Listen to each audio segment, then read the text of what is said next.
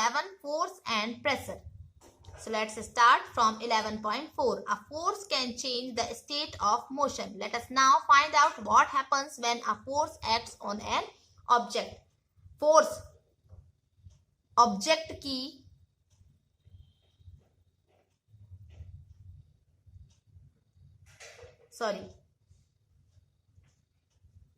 Force जो है वो वस्तु की गति की अवस्था में भी परिवर्तन कर सकता है, ठीक है। Can change the state of motion. Okay, तो चलिए अब देखते हैं कि जब किसी ऑब्जेक्ट पर फोर्स लगता है तो क्या होता है ना।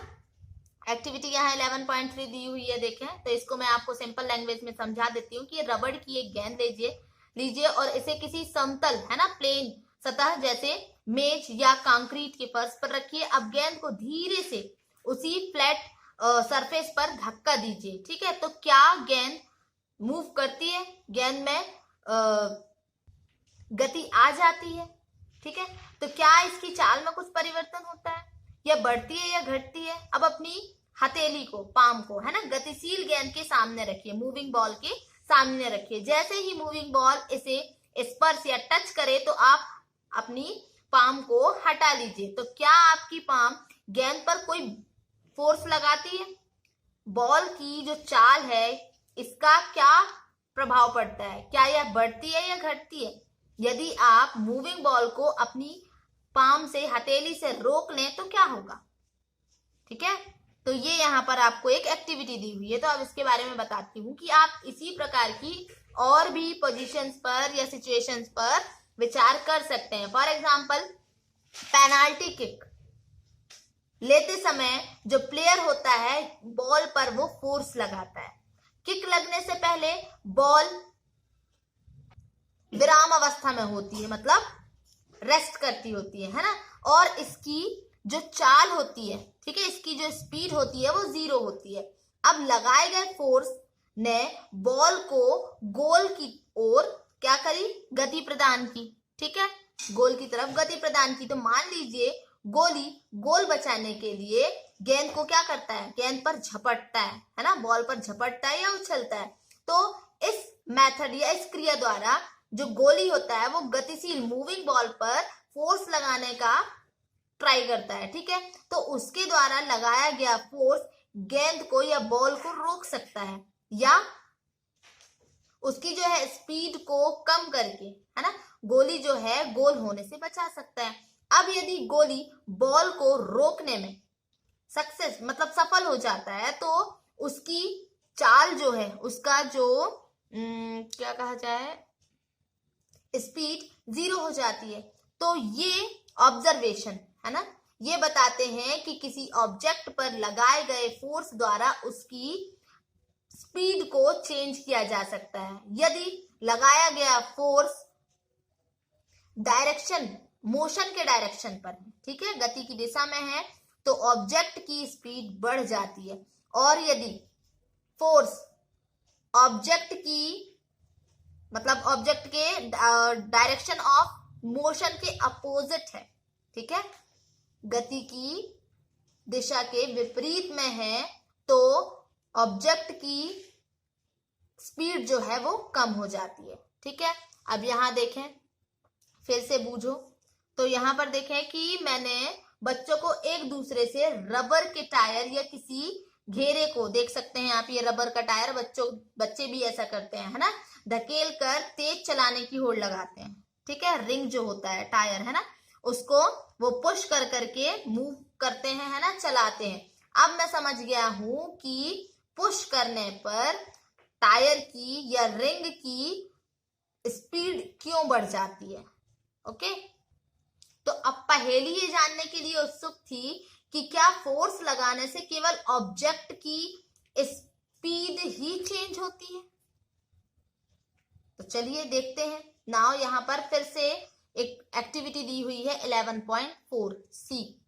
तो एक इसमें बॉल लीजिए और इसे 11.3 एक्टिविटी की तरह किसी, ये देख सकते हैं आप, ये दिया हुआ है फिगर, देखें, प्लेन जगह पर रखिए और उसके बाद चलाइए धक्का देकर। अब आगे 11.8 मिलेगा आपको, तो उसमें दर्शाए गए इस रास्ते में अपनी ज्योमेट्री बॉक्स से लेकर एक वहां पर आप पैमाना रखिए। अब ऐसा करने से आप मूविंग बॉल पर एक क्या लगाएंगे, फोर्स लगाएंगे, तो क्या पैमाने से टकराने के बाद गेंद उसी दिशा में गति करती रहेगी?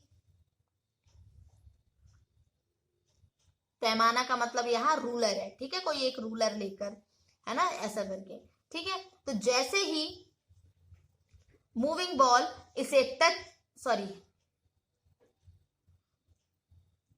तो इस एक्टिविटी को आप फिर से दोहरा कर देखिए, है ना, रिपीट करिए। तो प्रत्येक बार रूलर को इस प्रकार रखिए कि ये मूविंग बॉल के रास्ते से पहले से ही डिफरेंट एंगल बनाए, ठीक है। तो प्रत्येक सिचुएशन में रूलर से टकराने के बाद बॉल की स्पीड की डायरेक्शन के बारे में अपने ऑब्जर्वेशन में आप नोट करेंगे। ओके, तो अब कुछ और एग्जांपल्स पर डिस्कस करते हैं, है ना, कि वॉलीबॉल के खेल में प्लेयर जो होता है प्रायः अपनी टीम को जिताने के लिए वो क्या करता है, मूविंग बॉल को पुश करता है ना, और पुश करने के बाद अपनी टीम के प्लेयर्स के पास पहुंचा देता है। कभी कभी जोर से भी वो उसको प्रहार करता है बॉल पर, है ना, और दूसरी ओर पहुंचा देता है उसको। क्रिकेट में आप देखोगे जो बैटिंग करता है ना, तो वो क्या करता है, बैट से बॉल पर, है ना, फोर्स लगाकर अपना शॉट खेलते हैं। तो क्या इन सिचुएशंस में बॉल की जो डायरेक्शन ऑफ मोशन है ना, गति की जो दिशा है, उसमें कोई चेंज होता है? इन सब एग्जांपल्स में फोर्स लगने के कारण जो मूविंग बॉल की चाल जो होती है, स्पीड होती है ना, और उसका डायरेक्शन है वो बदल जाता है। तो क्या आप इस प्रकार के कुछ और एग्जांपल्स बता सकते हैं? नाउ, किसी ऑब्जेक्ट की स्पीड और उसकी डायरेक्शन ऑफ मोशन मींस गति की दिशा, या दोनों में होने वाले चेंजेस को उनकी गति की अवस्था में परिवर्तन या change in its state of motion द्वारा व्यक्त किया जाता है। और फोर्स द्वारा, है ना, अ फोर्स में bring a change in the state of motion of an object. बल द्वारा किसी ऑब्जेक्ट की गति की अवस्था में परिवर्तन लाया जा सकता है, चेंजेस लाया जा सकता है, ठीक है।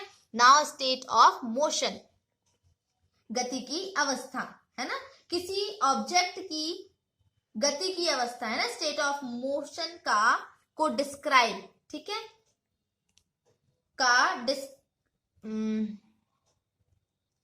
को डिस्क्राइब उसकी स्पीड और उसके डायरेक्शन ऑफ मोशन मींस गति की दिशा से ही किया जाता है, ठीक है। रेस्ट को शून्य स्पीड, है ना, रेस्ट जो होता है विराम अवस्था, उसको शून्य स्पीड की अवस्था माना जाता है। कोई ऑब्जेक्ट अगर रेस्ट में है ना, स्टेट ऑफ रेस्ट में अगर वो है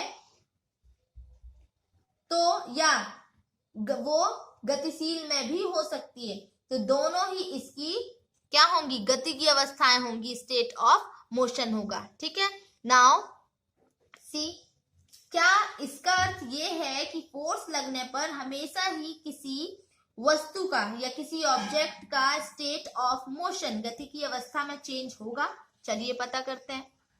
ये हमारा एक्सपीरियंस है, कॉमन एक्सपीरियंस है कि कई बार फोर्स लगाने पर भी ऑब्जेक्ट का स्टेट ऑफ मोशन में चेंज नहीं होता है। फॉर एग्जाम्पल, एक हैवी बॉक्स आपके द्वारा ज्यादातर बल लगाए जाने पर भी गति नहीं करता है। एक भारी संदूक अगर ले लोगे और आप बल भी लगाओगे तो क्या वो मूव करेगा?